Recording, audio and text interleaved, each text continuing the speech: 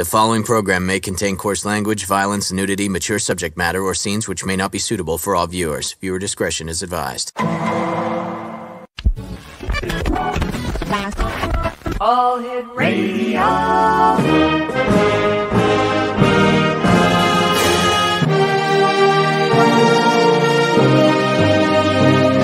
Welcome to the X Zone, a place where fact is fiction and fiction is reality. Now, here's your host, Rob McConnell.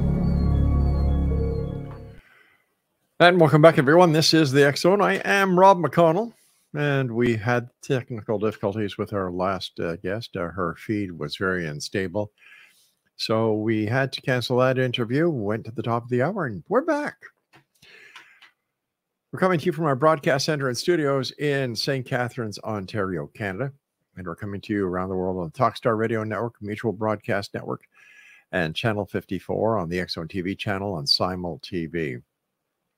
You can email us anytime, xzone@xzoneradiotv.com, or on any of the multimedia pages that we have, and social network pages at X Zone Radio TV. My guest this hour, X Zone Nation, is a gentleman I've had the pleasure of having on the show before. His name is, are you ready for this? Dr. Brooks AGNEW. And Brooks, welcome back to the X Zone. How are you, my friend? Oh, thank you so much. Good to be here. What have you been up to since you and I last chatted? About 4 years ago now. Oh, my goodness. Well, I'm still working full time and still working on the electric trucks. We still have those prototypes operating. Great. And I wrote a couple more books since the last time we talked, and still doing research here and there, speaking at various conferences, staying busy. What are you researching on now, Brooks? Well, what we're trying to do is bring this new energy device to the health market. As you know, deep brain stimulation does help with cognizance and reducing things like Parkinson's disease and things. But normally you have to drill holes in your head and then put the electrodes down in there and then stimulate your brain deep in there. But we've learned how to do that from outside. So that's the technology we're working on right now. We're just introducing a newer model of it this year. Fascinating work that you're doing. Brooks, how about letting our listeners and viewers who have never had the opportunity of knowing who you are before, tell them about yourself. Well, first the earth cooled. I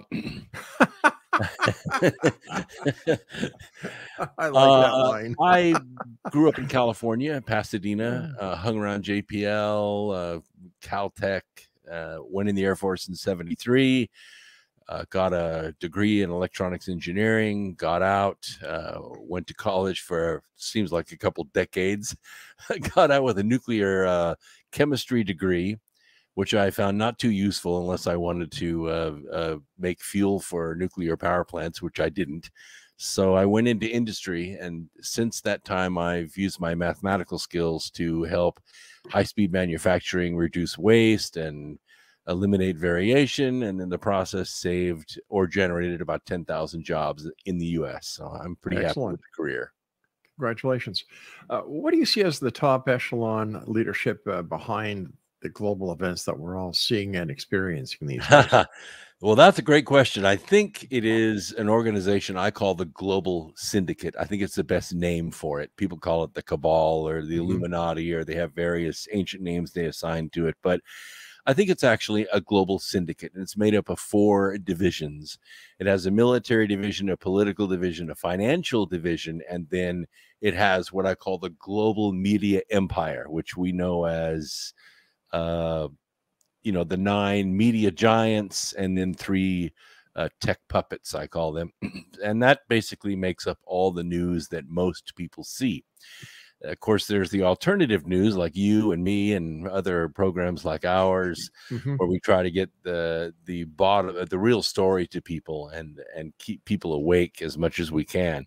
But this organization has pretty much captured every major government of the world, including ours. And we're seeing that internal battle going on inside our own government, not just in the agencies, departments, bureaus, and administrations, but also in the state governments. And we're watching this play out before us. And really, I think we went on a long time asleep. We really didn't know any of this was going on. We went to our jobs and got our, educations and raised Yeah. our kids, and we didn't really think about it. But now it's invading everything we do, everything we think, everything we believe, and we're seeing it really for the first time in our lifetimes, maybe in the first time in history. We've really been able to expose this globally and do something about it, keeping ourselves awake and aware.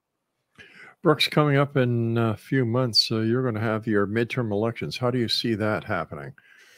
Well, there are two forces at work, obviously. One is trying to return to the constitutional government that we were founded under, and the other is trying to usurp that and take us more toward, we can call it fascist. That's kind of a name, but what it really is corporate government, where the giant global corporations have representatives inside our government and in the agencies, and they use those regulatory powers to eliminate competition, which is basically the middle class.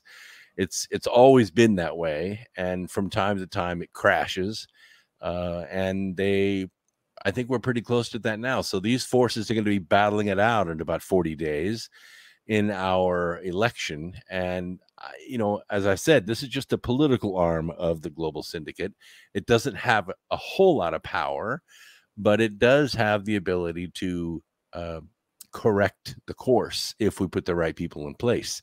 As you see, when you watch our television, you watch our committees, our congressional and senatorial oversight committees, pull these people in and grill them. They can just pretty much sit there and laugh at them. They really have no power. There's nothing they can do. Nobody ever goes to jail, but it does have its effect. And these regulations, if you start cutting them back, it begins to loosen the rope around the middle class's neck, and we're able to do what we do best, which is create commerce. The attempted insurrection going back to January 6th, how did that affect the United States and its placement in the global marketplace? Well, again, that's the global media empire putting a name on something that wasn't an insurrection at all. This was 1 million people that came to Washington to say two things. Number one is, we know what you did, and we're here to let you know that we're aware of that.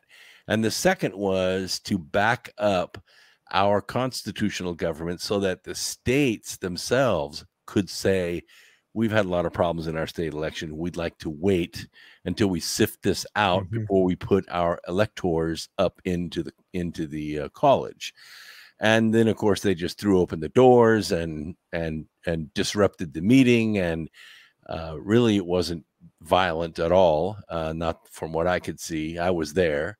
There was one woman who was shot and killed. That was premeditated murder by anybody's account.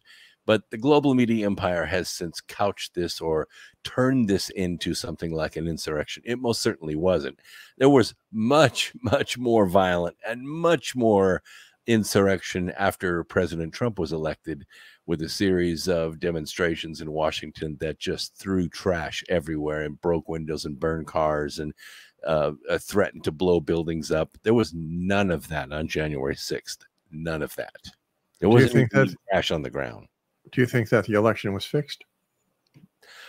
I don't think it was really an election. I think we had an election, but I think there's an organization, I call it Ballots R Us.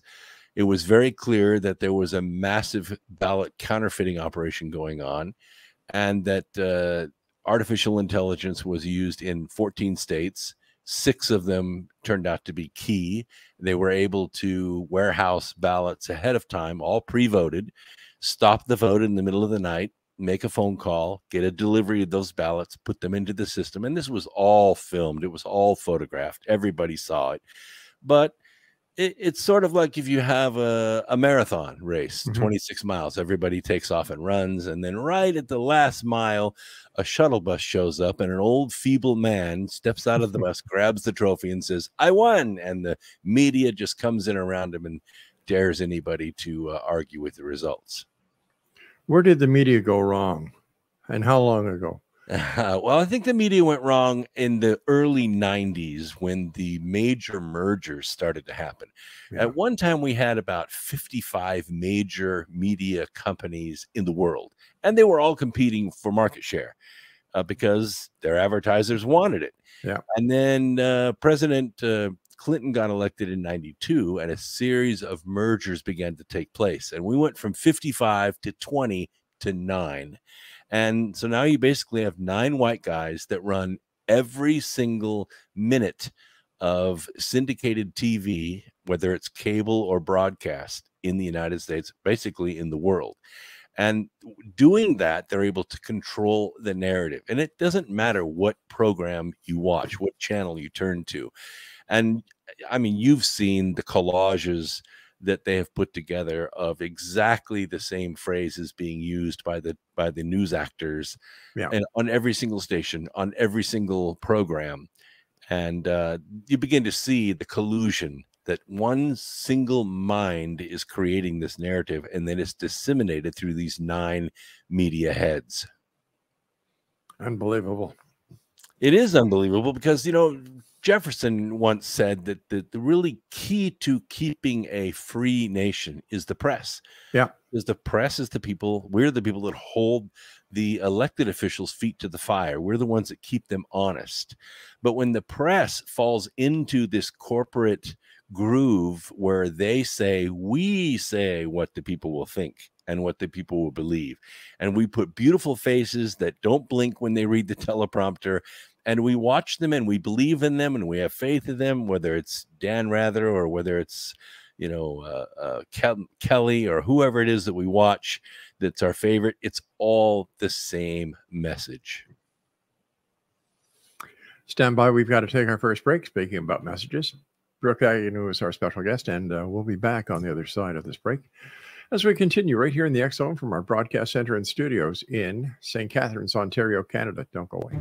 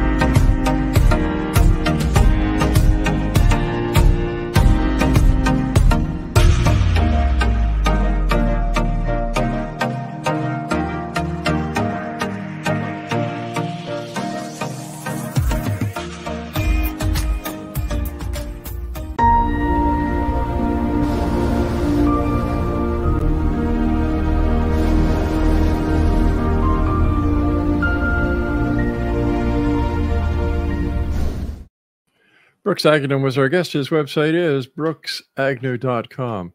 A lot of talk since you and I have been together these past years, Brooks. We've had COVID. We've had the financial crashes, the housing market crash.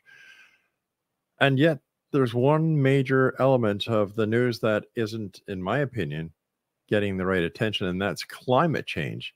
In your opinion, is climate change real? Well, the climate always changes.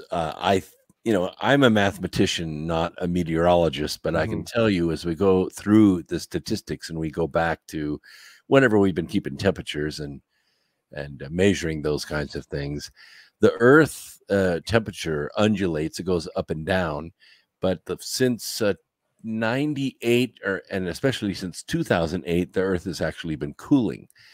And we've had a couple of events recently that are going to exacerbate that. One is the volcano that we just had in the ocean, and that blasted a bunch of water vapor, which is kind of rare. Normally, we get a bunch of ash only, but water vapor is kind of unique when it goes up into the atmosphere. It stays for a long, long time. And what it does is it absorbs infrared energy, which prevents it from reaching the ground and thus warming up the Earth. So we're going to see a significant, measurable temperature drop over the next couple of years because of that volcano. So it has nothing to do with the carbon emissions? No, carbon has been on the Earth forever. We're a carbon-based universe. And CO2 is not a global warming gas. In fact, if we cut back on the CO2 much more, we're going to start having a crop crisis, because there won't be enough CO2 to grow the crops at the rate that we've been growing them the last 100 years. So how are we sold this bill of goods? Well, this is mostly about tax. What they're trying to do is use a control mechanism. COVID was a try. It was a modified flu virus, which I guess turned out not to be as deadly as they thought it was going to be. About 99% of the people caught it and recovered from it, unless you had already comorbidities or were, old or something. It didn't even affect kids. But then they brought the V word. They brought that in, and they put it out before it was fully tested, and so we're having a lot of injuries from that. But they can't really control the world any more than they already have with that. So they have to use climate change as a way to move massive amounts of money around and be able to bring the middle class to their knees. Believe me, the wealthy don't feel this at all. They still fly around in their jets, and they have their yachts and their SUVs. They're not going to be bothered one bit by any of these regulations. It's basically us that will be regulated. So is this more weaning of the herd? No, it's not weaning of the herd. It's basically gathering up all the world's resources into very few hands. It's designed to be a commerce. It's designed to go around and around and around inside our communities. But since everything has gone global, and believe me, climate change is very global organization, all the money is being funneled into a few hands in a very, very small flow of commerce, and that is really going to leave a wasteland on Main Street. So in your opinion, who's going to be the winner when all this is over, all these dust settles? Well, I don't really know who's going to win. I know that we have battles all the time, and we do win battles, but the war goes on. I don't know that for thousands of years we've been fighting this war, and I think for as long as we've recorded history, the world has been ruled by basically one man, one guy at a time with his wooden ships. He's ruled the world. That changed in 1776 when a group of guys said, well, we're going to declare independence and make a nation that's where the government is in fear of the people. That's never happened before. And I will say that since that day, since 1787, that global syndicate's been trying to get their world back. And once they get the United States out of the way, and they're very close to doing it, there won't be freedom or liberty ever again on the earth. So I guess they win. How do you see the United States in the future? That's a very good question, because we've really divided ourselves into a few metropolitan areas. There are about 25 blue cities that control entire states. There's no such thing as a blue state in the United States. There's only blue cities. But those cities, because they are pure democracies inside those states, it's majority rule. So they control their states. And I think that system of a republic is actually going to falter. I don't know that it can be saved. I just don't know if with this current system of government, the way it is, all democracies are doomed to failure. It's been that way since the days of Herodotus. That's why republics are really a better form of government, because they're representative instead of mob rule. But we don't have republics in our states. We have democracies in our states. And so the states will fail one by one. And as they do, they'll begin to pull the entire nation apart. In your opinion, what part of this battle is being fought by the people who are on the internet 724, 365? I'm talking about the mom, the pops, and the conspiracy theorists. And, it seems that digital warriors, I think a lot of it, I think that's basically the resistance. We're the Rebel Alliance, as it were, and we're fighting the empire. They have all the resources, but they have this mistake that they've made. They think that value is in money, and it isn't. It never was in the money. The value is us. The value is our hands. We're the ones that make stuff. We're the ones that do the labor, plant the crops, forge the steel, put things together, make things work. Without us, there's no value. So what's going to have to happen, and I think it will, and we're probably going to feel it sooner rather than later, is we're going to see a separation between the value and the money. And it's going to be funny to watch, because all those people that think they have all the riches in the world, they're really going to have nothing but money. I mean, money is not going to be what it is that drives the world. We're going to figure out a way to do commerce with one another without that system of exchange. And that's how we're going to beat the system. But the system was voted in by the population, the majority of the population. So what are we saying? Pardon? You're absolutely right. And, but like I said, the system that's voted in is not the majority of the nation. It's the majority of the population, because the cities that control their voting machines, like Chicago and LA and New York, New York City is New York State, even though New York State doesn't think anything like the city. You go anywhere in California. I speak at Mount Shasta. I speak in different parts of California and Arizona. They don't think that way at all. They think like you and me. But the major cities, they are the population centers. So even though the majority of the people are electing these representatives that are passing these regulations and these laws, that is not the majority of the country. When you look at a county map of Canada or a county map of the United States, the vast majority of the people believe in God, and they believe in themselves, and they believe in their communities. They don't believe in all this corporation and this corporate stuff. They don't support it. They don't believe in it, and they can get by without it, quite frankly. But isn't it the corporate stuff that keeps the country going? It appears that way, but we have done it before, and we can do it again. We don't have to have, shirts from Malaysia. We don't have to have cabbage from Mexico. We don't have to have that stuff. I think Canada and the Freedom Truckers really demonstrated something very powerful. Well, I've got to tell you, I was against it. I was dead against the Freedom Truckers. I think that they tried to hold the country hostage. They did. Yeah, and I felt was their power. I was totally against it, and I was glad to see what the government did by invoking the Emergencies Act. I think that the truckers, there's a right way and a wrong way to do things, and they took it upon themselves to do it the wrong way. Yeah, that was their form of rebellion. But what it did is it showed that the people can only take so much, and then they're going to fight back. The minority, the best way they can. The minute minority.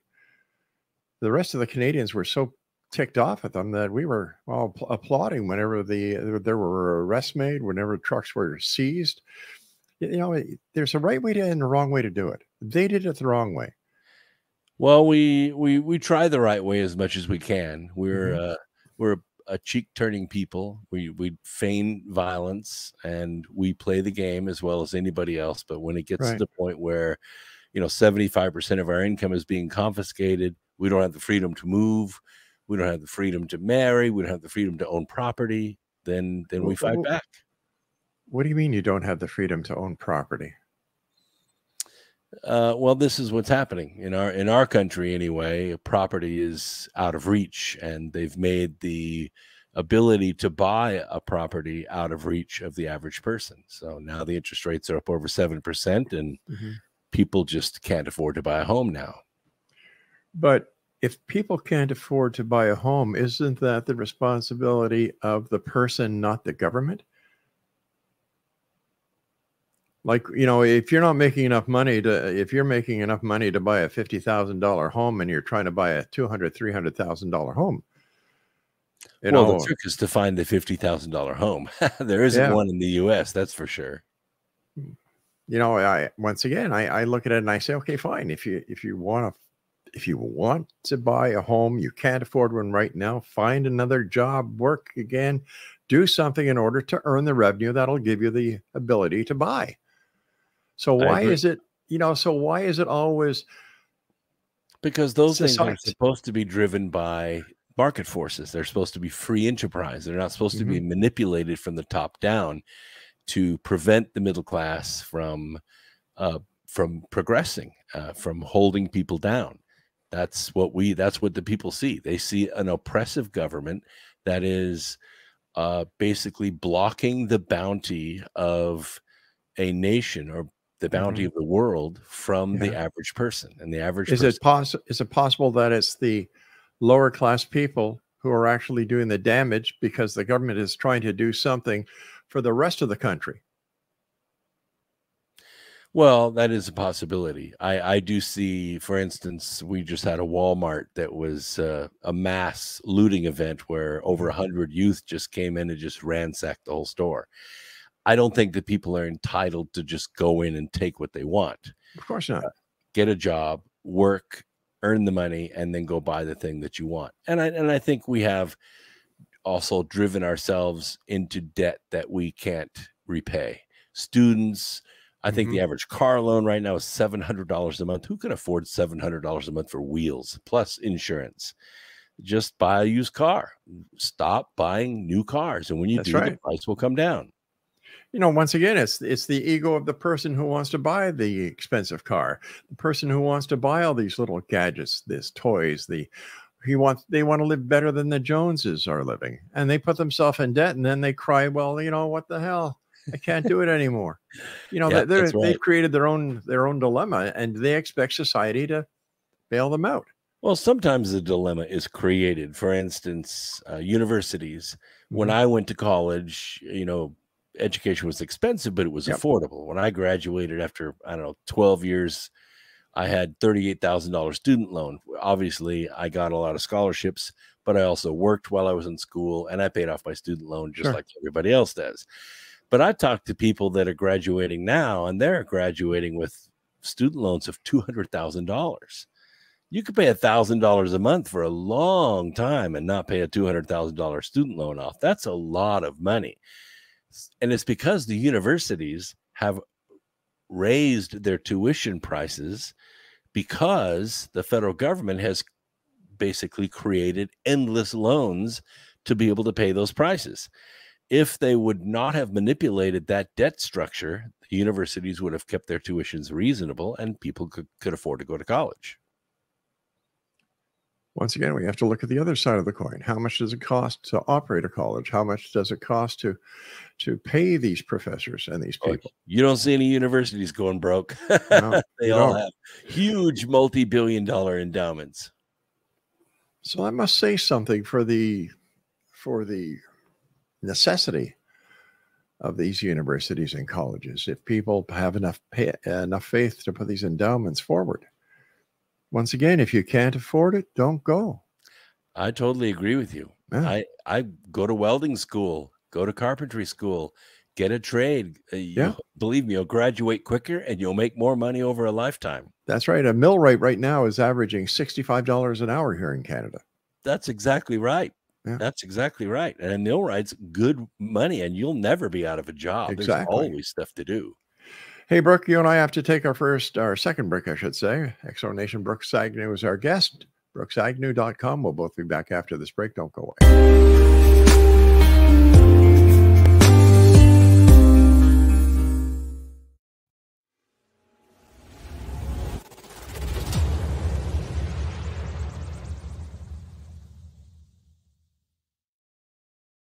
So I was watching the X Zone TV channel last night when I was abducted by aliens, and they kept repeating to me over and over again, simultv.com, simultv.com. What's simultv.com? That's what I asked them. They had it written on the side of their UFO. How do you spell that? UFO. No, I mean simultv.com. simultv.com. simultv.com. Right. simultv.com. Interesting that you were abducted by aliens in a simultv.com UFO last night. Oh, yeah? Yeah. Now that you mention it, I remember now last night I was awakened from a deep sleep. My great-grandmother was standing there. She said she'd come from the hereafter to tell me about simultv.com. She even spelled it out for me. simultv.com, sonny boy. simultv.com. simultv.com, sonny boy. Wow. Yeah. Guys, you'll never guess what my psychic guru just told me. simultv.com. Exactly. Are you guys psychic too? Of course. We all know about simultv.com. simultv.com.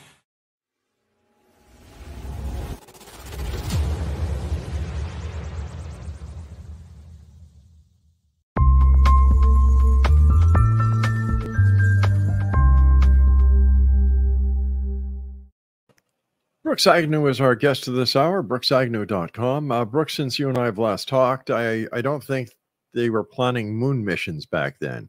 What do you think about the current state of the space industry because they want to go back to the moon?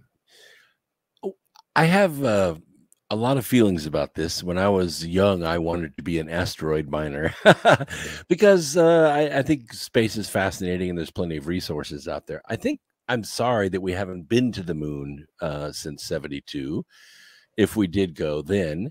But there are a lot of resources on the moon. I just don't know that they're approaching it correctly. I think the Artemis 1, 2, and 3 missions are a waste of money, to tell you the truth. I think the Gateway project is kind of a waste of money to build a kind of way station in space between cis lunar space and cis Mars space. I don't think there's anything on Mars for us other than maybe access to the asteroid belt. But the moon is something else. The moon has a 10,000-year fuel supply sitting in craters on the south pole of the moon, and it's just 2 days away. And if we could access that fuel supply, we would solve our energy crisis here on this planet for a long, long time with no radiation. Yeah. And so I'm for a moon colony. What is it? Helium-3? Yes, helium-3. Yeah. Yeah. We discovered it, well, not by accident. We really wanted to find out what was on the south pole of the moon, but the L-Cross mission is what discovered it.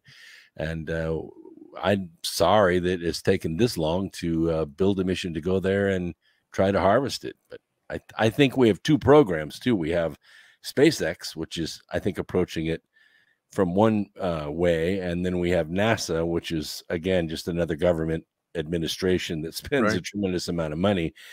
And I think they spend a lot of money. They don't get a lot done, even though we have over 100 space programs going right now. That's mostly for information. This would really be for commerce. And I don't understand why there isn't international competition for getting to that crater and starting to harvest helium-3. What do you think is going to happen with the other countries that are all also going to the moon? Why, isn't this going to be a little bit of a range war? Yeah, not a little bit. It's going to be a lot because the nation that controls the moon will eventually control the Earth. And China has, of course, the technology to go there. They've been there for years, roving around with their Jade Rabbit rover. They've taken really the only high-resolution strip photography of the moon. So we've got great detail of the entire surface of the moon put together. The Chinese own all that high-res data. So, yeah, it is definitely a competition. Whoever gets there first and sets up the colony first is going to be a target, but also going to be a leader. All right, so let's go back to the supposed, alleged first lunar landing with, Neil Armstrong, Buzz Aldrin. Since the U.S. is supposed to have been, I'm trying to pick my words very carefully here.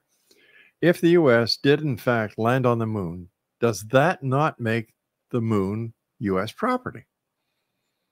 No, not necessarily, any more than the first person that sailed the ocean owns the ocean.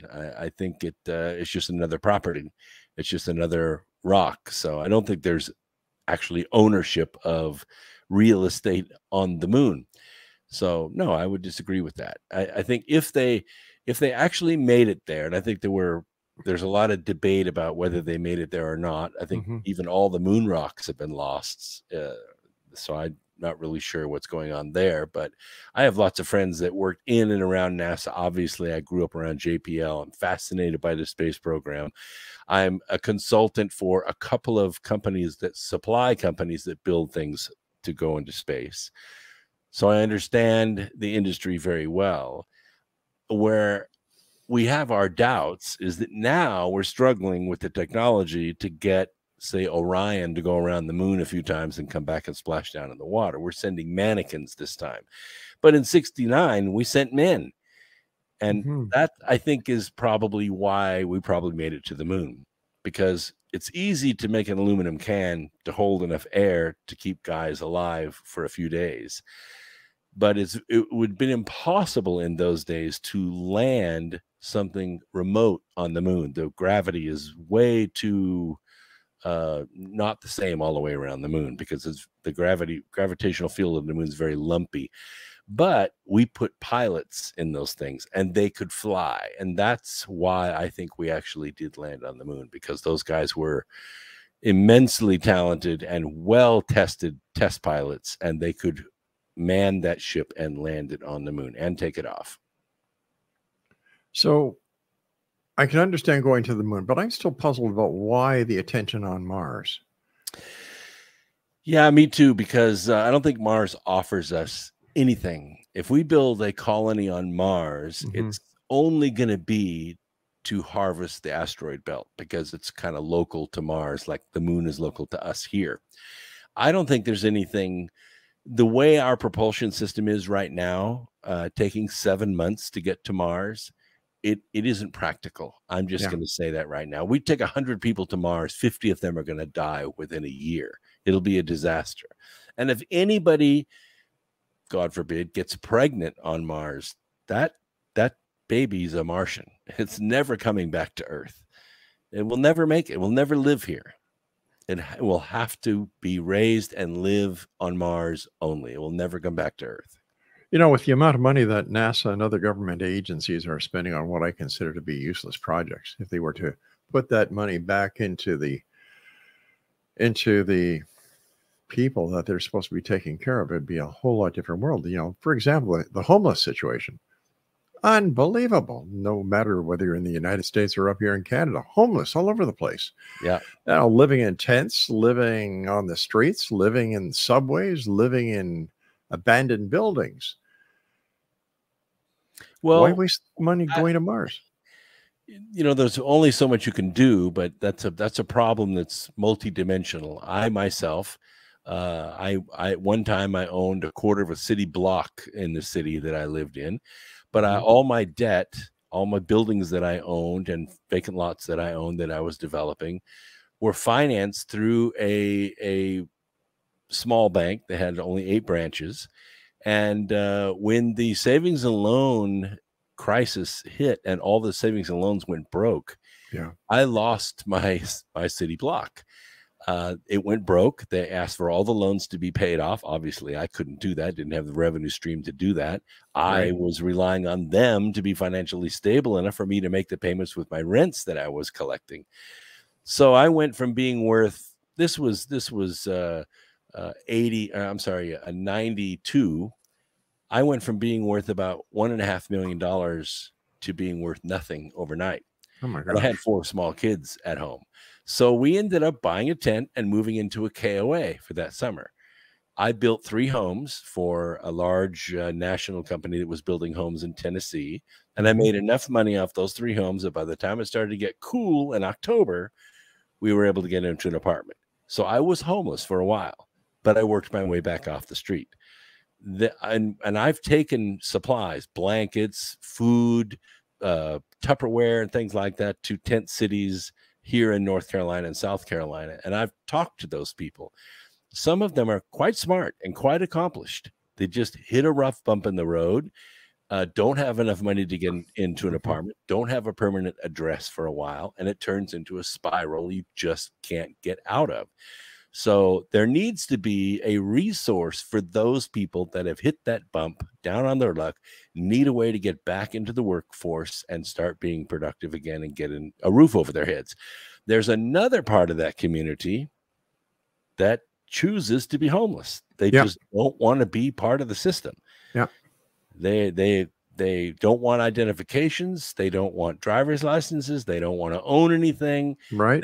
They're just foragers, I'll put it that way, and they choose that lifestyle. And there's a lot of mental illness that big time, a lot of drug abuse as well, and drug abuse. Absolutely. You know, up here in Ontario, if you're homeless, you can get up to $1,200 and some odd dollars every month, and you don't pay taxes. The government pays your dental, the government pays everything, and you don't pay taxes. My idea is, do people climb up out of that morass, or do they use that money to say, well, I'm comfortable. That's exactly what they do. Wow. Yeah. You know, like, I don't why think go to that work? helps. I don't think that helps. It doesn't. It doesn't.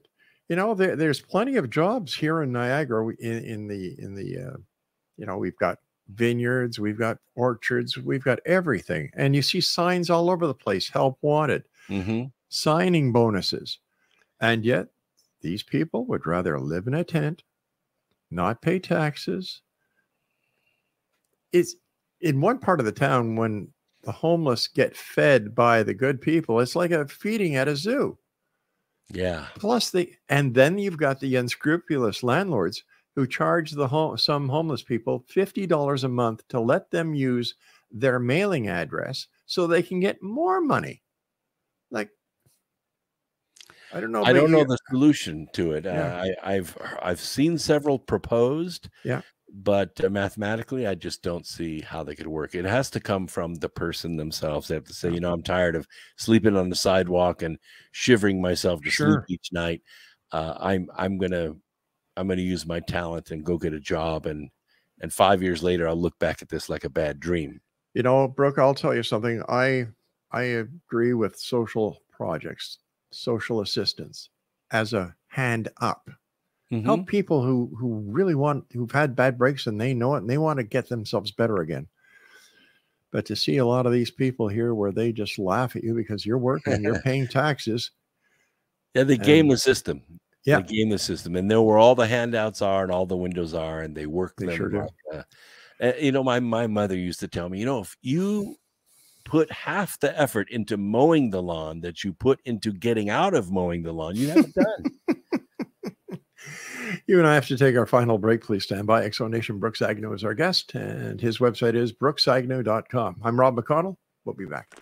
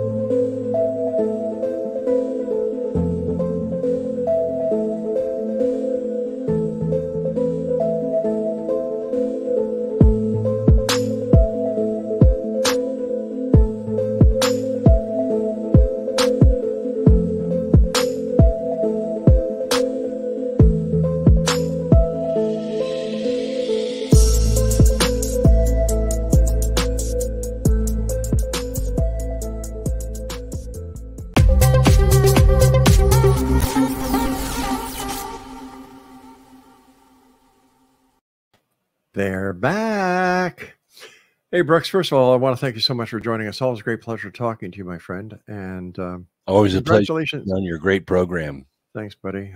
Congratulations on all the thing you're doing. Tell us about any new books you've got. Well, I wrote a book series called The Birth Trilogy. It's spelled B-E-A-R-T-H, so it's kind of a play on words. Mm-hmm. And it is a story about a different twist on the rapture, where the earth is actually a living thing.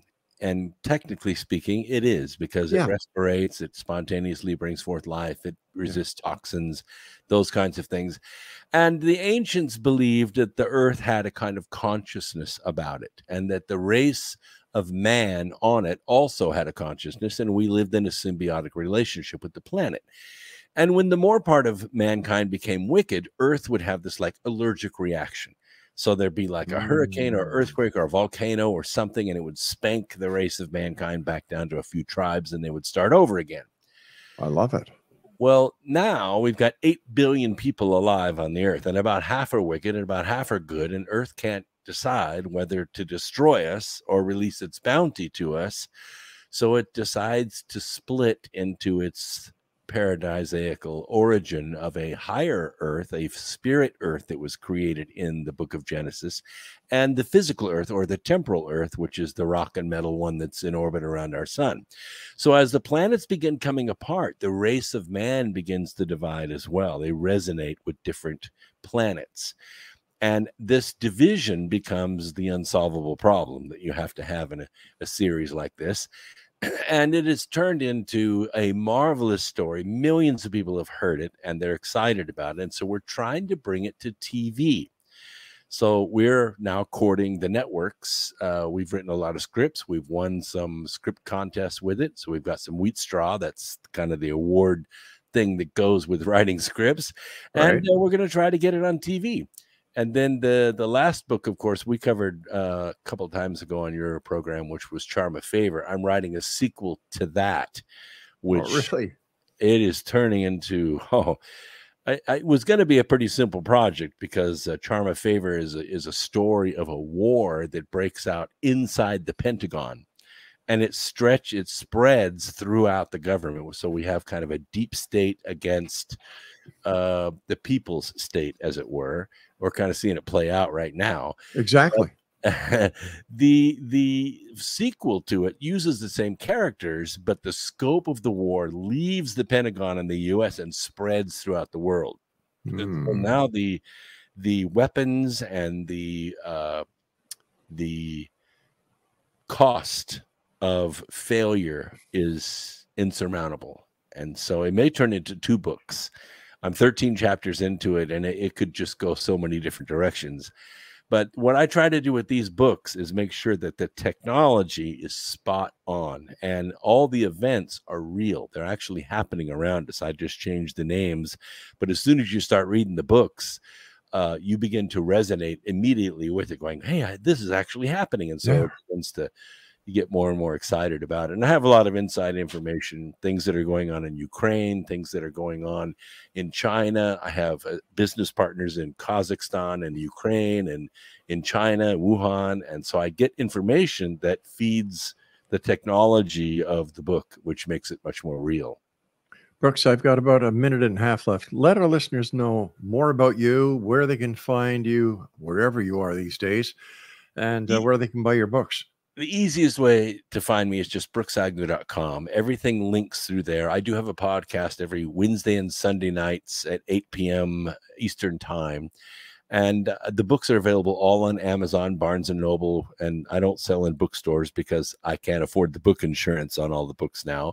So we just sell online, and it does very well. If you buy the paperback or the electronic version of the book, I will give you the audio books for free.